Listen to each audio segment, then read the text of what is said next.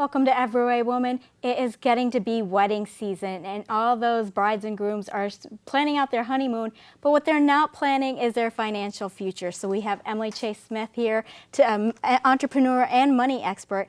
What do new couples need to think about? You know, that they're not even thinking about finances, but how should they be planning it out early? Well, it's interesting because usually, you go from dating and it's just fun all the time, right? You're going to dinner all the time, you're doing all these special things, he's whining and dining you, and then you get married, and it's like reality. We're not going to sushi every night. We're not going to the movies every time we get together. Where's the woo-woo? Yeah, exactly. It's like now we're building a life together. And so it's really about getting on the same page, because money is what you value, and men and women tend to value different things. And so really some good communication, even before, like in premarital counseling, and then after. I mean, it's something you're going to do. I've been married almost 20 years, and we still have heavy money communication discussions. Yeah. What are some of the things that you talk about in talking about your values with money? It's interesting. I think my sister's a great example. She and her husband have been married about 10 years, and they each have a below account. So they call it below money, because my sister loves shoes, and my brother-in-law loves to fish. So when she wants to buy a new pair of shoes, the fisherman in him does not get why she needs pair number 57, and the woman in her doesn't get why we're spending all this money on a new fishing rod. And so they each have their own section that's just their money to do whatever they want to do with it. And then that cuts down on some of the different value systems that we bring to the table.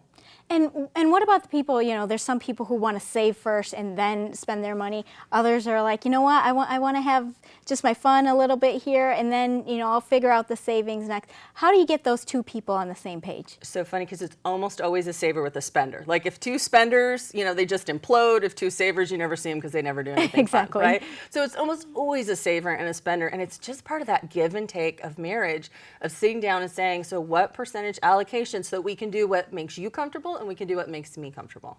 And, I've been reading so much with people encouraging women to not have the joint bank account and to have their own bank account. Do you suggest that, or what's a good way for two people to track their money together? That's a great idea. I'm a proponent of the joint bank account because I believe when you get married, it's for life. And so there's something said when you keep your money separate. That being said, I'm also not a proponent of one person knows everything and the other person knows nothing. I mean, the COO of, I believe it was Facebook. Yeah, she came out and said in an article, I don't even know what's going on in our family finances, I'm not interested. And I read that, I was like, holy crap, are you kidding me? I mean, that's some scary stuff. So even if you're not the one who sits down and physically writes out the bills, you need to know where it is, where it's coming from, and where it's going. Absolutely. And what if you are just, you're not getting on the same page, you're communicating, but, you just see the world in different ways. What's the next step?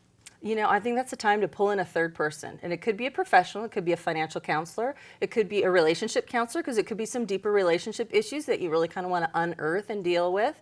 Or it could be just a trusted mentor, that you have somebody that that both of you admire, that can just speak some wisdom into your life about these issues. But it's so hard, it's so scary to let someone else see your finances and know what's going on and know that you have that shoe budget. You're spending what? Yeah, exactly.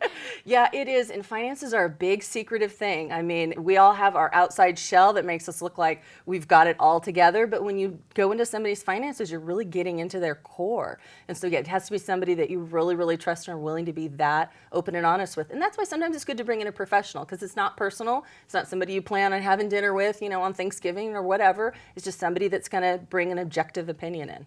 And, you talked about the blow money of, each having their separate thing. Is it also important to have, like a joint blow money of, this is the trip we're going to take, just to, keep making it fun? Absolutely, because what a bummer if we just took our blow money and he went fishing and I went to the beach. That's no fun. Yeah, no. We definitely want to have our joint, what we're working for. What are we working towards? It might be, a new house that we dream of having our family in, or it could be a vacation on the beach, something that's for us together, not you and I, but the husband and wife. We could go travel too. Yeah, we do that. It'd be fun. Well, thank you so much for joining us. And for more information, you can visit everywherewoman.com.